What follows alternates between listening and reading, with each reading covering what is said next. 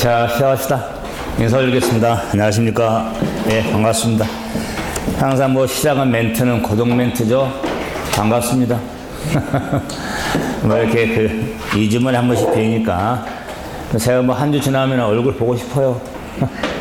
뭐 2주로 보니까 그만큼 오늘 또 열심히 하셔야 되죠.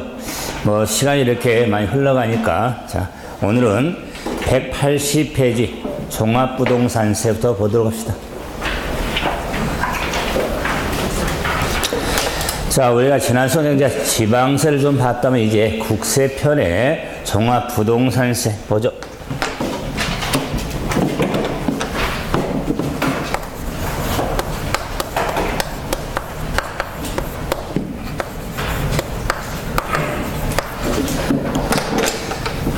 종합부동산세 아마 어제 정부가 개헌안 발표하면서 토지 공개념 아마 그와 관련해서는 뭐 개헌이 되든 안 되든 간에 부동산의 개론이든 공법이든 뭐 세법도 마찬가지인데 아마 토지 공개념과 관련해서는 우리 본시험 10월 27일 날 아마 어떻게든 언급이 될 거예요. 본시험에 학교론이 됐든 간에 공법이 됐든 간에 또는 중개사법이 됐든 간에 또 세법에 많이 연관이 돼 있거든요.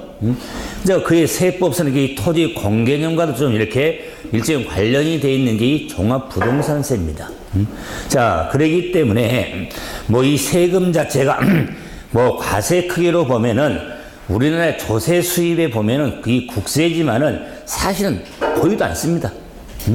하지만은 가장 논란이 되고 있는 세금이 또 이 종합부동산세거든요. 그랬을 때 자, 시험적으로 가는 입장이니까 이렇게 기본 내용이 있거든요. 기본 내용을 정리를 하되 우리가 지난 수 정리했던 지방세, 재산세가 있죠. 재산세하고 뗄 수 없는 관계 있거든요. 그랬을 때 비교를 하라는 게 아닙니다. 구분하되 좀 정확히 정리를 해달라는 겁니다. 그러면은 종합부동산세가 어떤 세금일까 한번 개념 정의해보죠. 뭐 종합부동산세 과세 기준일 현재 과세 기준이 현재 고액 부동산 자 보유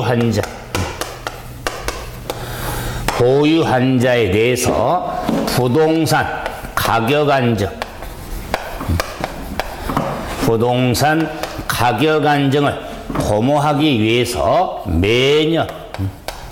매년 부과하는 국세를 자 종합부동산세 이렇게 정리할 수 있습니다. 그러면은 우리가 취득세를 정리했고 등록면허세, 재산세를 좀 확인해 봤거든요. 그랬을 때 그 세금의 내용을 정리해 갈 때 기본적으로 그 세금 무슨 개념 정의가 좀 필요하다. 그럴 때 취득세라는 세금은 단순하게 부동산 등을 취득하는 데 부과된 세금, 단순히 말하면 등록면허세는 자 재산권 등을 등록하는 데 부과된 지방세, 재산세는 재산을 사용 수익하는 데 매년 부과하는 지방세를 재산세라고 그랬다. 그러면은 종합부동산세를 정리할 때는 다 띄어버려도 이 고액 부동산 보유 환자에 대해서 말로 부과하는 국세를 종합부동산세로 하겠다. 앞뒤 띄어버리면 그러므로 종합부동산세는 고액의 의미하고 부동산이 중요하겠죠.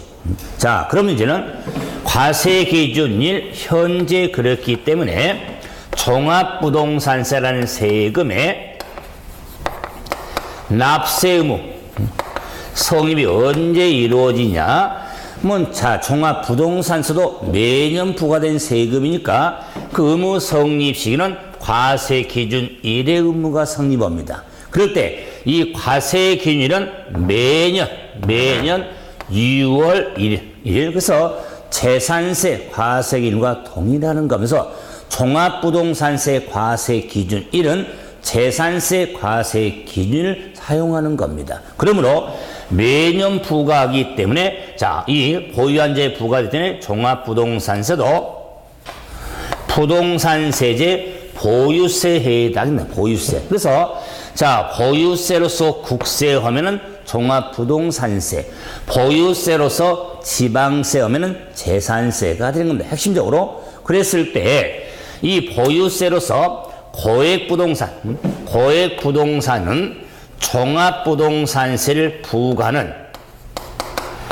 과세 기준금액이 있다. 그래서 세금을 부과하는 기준된 금액이 있는데 기준금이 고액이다. 그 말이야. 자, 그러기 때문에 이 종합부동산세는 과세 기준 금액이 대단히 중요한 겁니다. 이 금액이 고액의 의미를 두면서, 자, 그래서 법률로 정해져 있지만 그 기준 금액에 대해서, 근데 고액 부동산이죠. 그러면 당연히 종합부동산세니까 이 부동산이 당연히 과세 대상이 되겠다. 과세 대상이 되겠다. 근데 이 과세 대상이 부동산이지만 모든 부동산이 아닙니다. 그렇기 때문에 과세 대상 구분을 잘해야 되는데 그 과세 대상을 숫자로 부여하면 3이 됩니다. 재산세라는 세금의 과세 대상을 제가 숫자로 부으면, 자, 5개.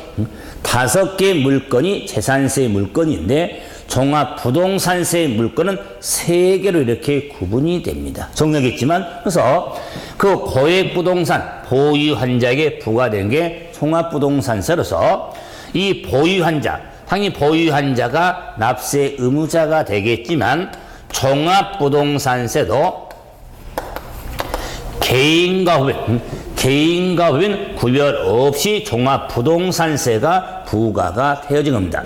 개인 소유 고액부동산이든 법인 소유든, 그래서 너무 개인만 생각하면 또 안 됩니다. 종합부동산세는 개인과 법인 같이 생각을 하셔야 됩니다. 이런 종합부동산세는 부동산 가격 안정 도모, 이 부동산 가격 도모가 종합부동산세 부과 취지 목적이 되는 겁니다. 제가 잠깐 이 부동산 가격 안정 도모를 목적으로 이유는 이 종합부동산세 대상서 제외된 게 있거든요. 뭐 대상서 제외한다는 건 부과 안 하는 물건이 있다. 또 부동산이지만 종부세를 부과 안 하는 물건이 있더라, 그 말이에요. 그에 대한 기본 바탕이 뭐냐면 이 부과 목적을 부과 또는 취지, 부과 취지에 부합하지 아니한 부동산은 부과 안 한다. 그래, 목적이 맞지는 않으니까. 종합부동산세는 물론 국세니까 세수 확보도 있지만은 기본 목적이 뭐냐? 부동산 가격 안정 도모가 부과 취지다, 그 말이에요. 그러기 때문에 그 바탕을 깔고 있어야 현실적으로 뭐 그러면 그걸 따지지 말고 처음에 정부세가 노정부 때 신설을 시킬 때 그런 목적 취지로 신설이 됐기 때문에 그게 그 유지해 왔기 때문에, 그래서 막 만약 문제에서 뭐 종합부동산은 부동산 가격 안정을 도모하는데 그 목적을 두고 있다, 그 지문이 나왔어. 본인이 그래, 말된 소리라. 그렇다, 그럼 안 된다, 그 말이야. 제가 항상 그 세법 첫 시간 할 때 말씀을 드렸지만 세법도 법이에요. 그게 법이라는 거는 좀 받아줘야 되죠. 거의 바뀌지 않는 이상은 그 법에 정한 대로니까 하셔야지. 여러분이 개인생활 너무 집어넣어 버리면 정리 못하는 거예요. 자, 그러기 때문에 그 과정에서 부동산 가격 안정 도모가 부과 취지에 해당이 되는 겁니다. 그러면서 이 매년 부과된 세금이 되기 때문에 종합부동산세 보유세로서 세부담 상한제를 두고 있더라. 세부담 상한제를 두고 있는 것도 특징입니다. 그리고 자, 부가 세금을 부담하고 거두는 부가징수 방법은 종합부동산세는 부가과세제도, 부가과세제도에 대한 세금으로 굳이 꼭 종합부동산세는 원칙적으로 부가과세제도인데 부가과세제도는 징수 방법을 보통 징수로 이해하셔도 됩니다. 그래서